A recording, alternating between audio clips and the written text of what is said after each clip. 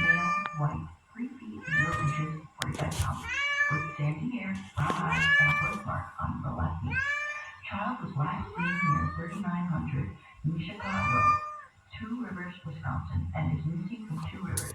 He was last seen wearing gray sweatpants, long sleeve, dark colored shirt, and red and green dinosaur slip-on shoes. If you have any information on the whereabouts of Elijah View, please contact the Two Rivers Police Department at 844-267-6648.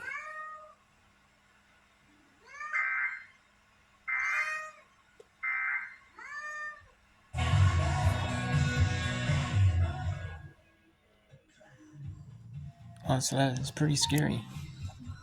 A young child getting abducted. Ooh, man, that is scary to think about. So who knows if it's their mom or dad or someone took them away and is like escaping with them, or if it's like a random stranger, took them. Man, that is scary to think about.